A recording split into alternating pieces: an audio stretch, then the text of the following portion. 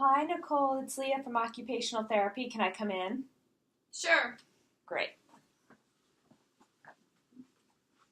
Hi. Hi. My name's Leah. Nice to meet you. Can I have a seat? Yes, please. Great. So, I'm going to tell you a little bit about what occupational therapy does, and then we're going to do a little bit of talking about you, and then probably get you out of bed. Have you gotten out of bed today yet? Not this morning, no. Okay. All right. So, are you okay if I write some things down? Okay. Just don't want to forget anything. No. Okay.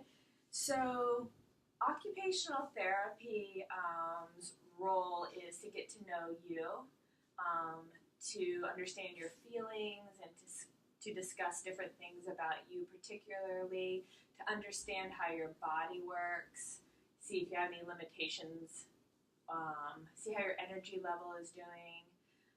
Basically, I want to know about you. I want to explore your to-do list. I want to know how you like to spend your time, how you liked to spend your time before you got here. I want you to understand what we're doing and what my role can be here for you. And then I take all that information and I empower you to be able to have the tools to give you the most access to the things that are meaningful in your life. I want you to feel supported. That can be through energy conservation techniques, guiding you to delegate things a little bit more. You have some caregivers in your life, so being able to assess what you would like to do and then having your caregivers do the things that aren't essential for you to do helps you to have a better balance of energy so that you can do what you want to do during the day. It's also my job to be an advocate for you. So I'm here to answer questions about your diagnoses, any questions that you may have throughout the time that I get to see you. I'll probably see you, if not every day, at least 3 or 4 times a week. It'll probably be for 30 minutes to an hour. It really is dependent on what you're interested in doing, how I can be helpful to you, and what your energy looks like on any given day. It's also my job to put things on your radar that aren't already on your radar. That could be like paperwork, coping skills, those types of things. All right. Yeah? Okay. So I want to shift the gear to me not talking so much and you talking a lot more. So how are you feeling right now? Right now I feel pretty good. Okay. This is about the best that I have felt for a while, and it kind of wanes. Sometimes I feel pretty energetic and like myself, and sometimes I just want to sleep. So this is a good time for you to come, and I'll let you know if I get to where I really need to rest, but I feel pretty good and like myself right now, but I don't always feel that way. Okay. So yeah, it kind of comes and goes, and sometimes I do too much and I get tired.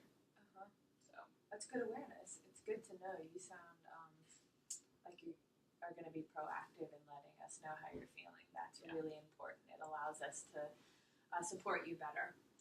So can I give you this functional pain scale, and you can take a look at it, and you can use that scale to communicate with me and the rest of your treatment team on how you're feeling. That way we're all using the same numbers. okay. What are you at right now?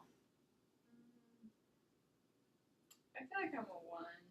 Okay. I can do some things, maybe like a 2. I get to where when I move around, I like to slow down just because I get a little dizzy. Okay. And it starts to make, if I move too fast for too long, then I'm exhausted. So I try to self-pace myself to be slow when I get out of bed. But I'm a 1. I'd say the worst I would be in would be like a 6 or a 7. Try not to let it get me to where I cry, but sometimes I'm just emotionally upset about it. But yeah. And by it, do you mean being here in your diagnosis, or energy concert, or the energy or pain? Just the situation. Yeah. The situation. Yeah, being 26 and being in inpatient hospice care. Yeah. Yeah, that's real. Yeah. Yeah. That's fair. So, but I'm doing all right with it. But sometimes I do, when I get in a lot of pain, I'm really tired and I can't do what I want to do, I get upset. But yeah, I'm doing all right right now. Well, that's a really good correlation too. So as your pain increases, your body is working against that pain, working with that pain, and that drains your energy level.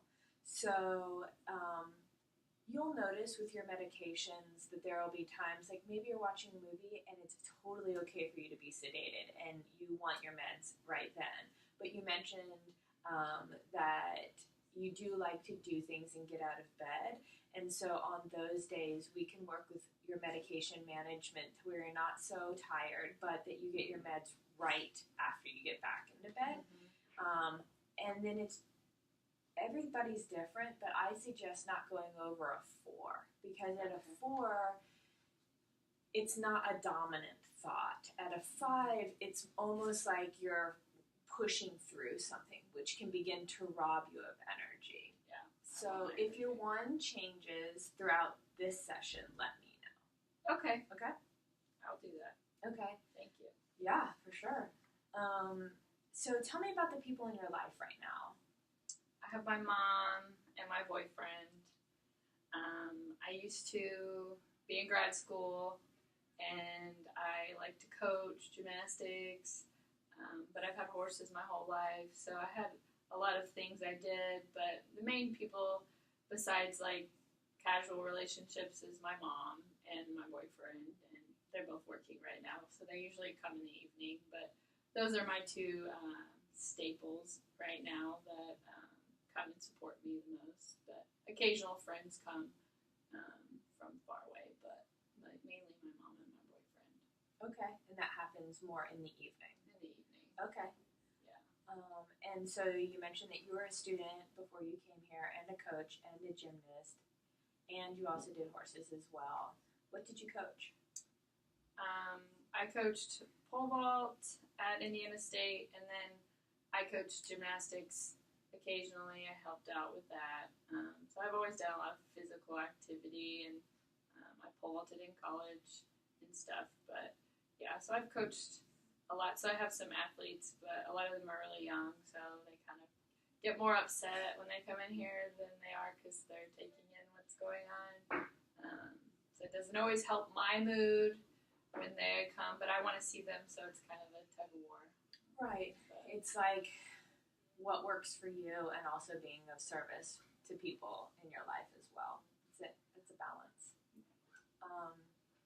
So can you take me through what an average day would look like for you if you weren't here? When I was in grad school, I would usually have class in the morning, and then I'd have a little bit of free time. Sometimes I would coach in that time, and then in the evenings I took care of my horses and rode horses, and then I would spend the rest of that evening at home at my house with my roommates and sleep. Yeah.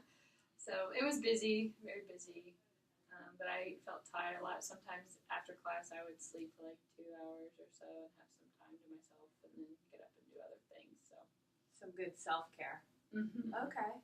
Okay, so active, balanced with self-care, good reflection on yourself. Good. And where does spirituality fit into that? Do you have a relationship with a higher power, or? I'm a Christian. I believe in heaven and all that, and so I would like some of that type of service for myself and my family when that time comes. But I kind of pursue it on my own, for the most part, just by myself. But yeah, Okay. I'm a huge player in it right now. But Okay. maybe for my family, their support, they would be receptive to those type of services coming in down the road. And you're involved in a church group. Mm-hmm. Okay.